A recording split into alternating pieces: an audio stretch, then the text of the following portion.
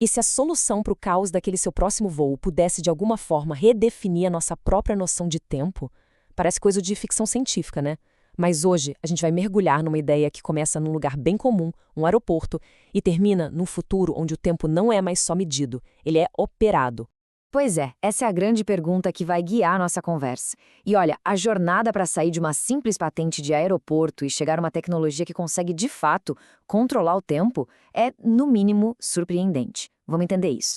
Bom, e tudo começa com um problema que, vamos combinar, muita gente conhece de perto: o puro caos dos aeroportos modernos. E o buraco é bem mais embaixo do que só um voo atrasado, viu? A patente original foi pensada para atacar uma vulnerabilidade crítica. Pensa assim, toda a nossa logística global, nossas cadeias de suprimentos, é tudo como um grande castelo de cartas, super complexo, frágil e, sinceramente, a um passo de desmoronar. E aí a gente entra nos problemas específicos, né? Atrasos que viram uma bola de neve, portão de embarque que não cabe mais ninguém, gente perdida sem saber para onde ir, uma comunicação que simplesmente não funciona entre as companhias. É um verdadeiro quebra-cabeça logístico, com milhares de peças se movendo ao mesmo tempo e a menor falha pode travar o sistema inteiro. Ok, então como é que se resolve um quebra-cabeça desses? A resposta está numa abordagem completamente nova, chamada MWAC. Esse é o MWAC, ou Magna Western Airport Controller. E a palavra-chave aqui, a que muda tudo, é orológica. O que isso quer dizer? Basicamente que o sistema é obcecado pelo tempo. Em vez de ficar só apagando incêndio, ele usa a inteligência artificial para prever o futuro, organizando cada movimento no aeroporto com uma precisão de relógio suíço. E o que faz essa mágica acontecer é uma combinação única de tecnologias. A gente tem esse motor de IA orológica que funciona como o cérebro que prevê tudo. Depois, um sistema de blockchain para criar bilhetes digitais super seguros. E, por fim, um módulo que organiza as pistas e os portões como se fossem peças num tabuleiro de xadrez de alta precisão. Certo. Então, o pulo do gato é esse. O sistema consegue prever os problemas antes que eles aconteçam. Ele dá para cada passageiro um token, que é tipo um passe digital. E esse passe não serve só para entrar no avião, não. Ele pode dar acesso a uma sala VIP, a um embarque prioritário, tudo de forma automática. E o melhor, se um voo atrasa, o sistema inteiro se recalcula na hora. Só que a história não termina no aeroporto, longe disso. É exatamente aqui que essa ideia decola. E decola para a estratosfera mesmo. É um salto quântico na ambição do projeto. E se essa mesma lógica que organiza um aeroporto pudesse fazer mais? E se ela pudesse organizar toda a cadeia de suprimentos global? Pensa nisso. Da matéria-prima, lá na origem, até o produto chegar na mão do cliente final. Tudo conectado. E essa comparação aqui deixa a mudança de paradigma bem clara. A gente sai da logística clássica, que só fica reagindo, apagando incêndio, sabe? E vai para uma logística que prevê, que é totalmente integrada. O problema é que, para gerenciar uma complexidade desse tamanho, a computação que a gente tem hoje simplesmente não dá conta. E é aí que o jogo vira e entra a computação quântica. Mas por que quântica? Porque os problemas de logística são absurdamente complexos. Pensa assim, um computador normal analisa uma rota de cada vez. Um computador quântico consegue olhar para todas as rotas possíveis ao mesmo tempo. Ele consegue gerenciar estoques no mundo todo com uma precisão que hoje a gente nem sonha. E de quebra, ele aprende com os dados para ficar cada vez mais eficiente. Então, com todo esse poder novo, o nome e a própria missão do sistema precisaram evoluir para algo que refletisse essa ambição final.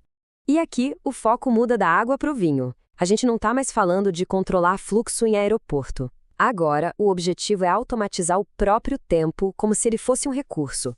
O sistema, então, evolui. Deixa de ser MWAC e se torna MWAT, Magna Western Automated Time. E a tecnologia por trás de tudo isso é a chamada clockchain. Imagina um blockchain normal, certo? Agora troca a moeda por uma unidade de tempo. É isso. O recurso mais valioso aqui não é dinheiro. É um segundo, um minuto. É como se fosse um calendário universal que não dá para fraudar, registrando o momento exato em que cada coisa foi autorizada e executada. O primeiro pilar disso são os Time Timed Tokens, ou TTTs. Para ficar fácil, pensa num ingresso de cinema com hora marcada, mas com uma precisão absurda. É um token que te dá acesso ao portão de embarque, por exemplo, das 2h20 até as 2h45.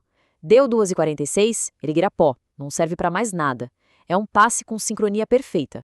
O segundo componente são os Chain Beholden Tokens, os CBTs. Aqui a ideia é de hierarquia. Pensa numa empresa-mãe, uma companhia aérea. Ela recebe um token mestre para poder operar. Aí, com base nesse token, ela cria tokens filhos para os seus aviões, para a tripulação, e a validade desses tokens filhos depende totalmente da permissão do token mestre. É, na prática, uma cadeia de comando digital impossível de quebrar. Tá, mas como é que tudo isso funciona no mundo real? Bom, é agora que a gente vai ver. E se preparem, porque a escala é de cair o queixo. Vamos começar pequeno. No primeiro nível, o MWAT poderia gerenciar a operação inteira de uma empresa gigante. Pensa só, da compra da matéria-prima até a entrega do produto para o cliente. Cada passo, cada segundo, sincronizado por essa blockchain. Mas é aqui que a ambição explode. O sistema poderia orquestrar um dos lugares mais complexos do planeta, o Porto de Rotterdam.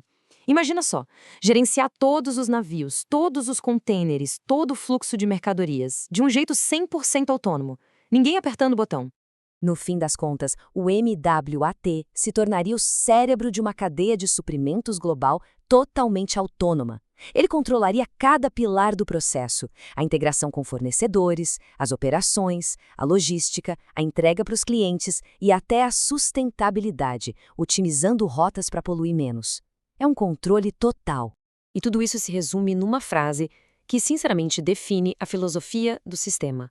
O tempo não é mais medido, ele é operado. Ele deixa de ser algo que a gente só observa passar e vira um ativo, algo que pode ser gerenciado, distribuído, otimizado. E a gente termina com essa reflexão para ficar na cabeça. Se o tempo vira um ativo que pode ser distribuído, tokenizado e controlado, o que isso significa para o futuro? Para o comércio, para a economia, para a própria noção de autoridade? Fica a pergunta: o que acontece quando o relógio não só mais marca o tempo, mas passa a dar as ordens?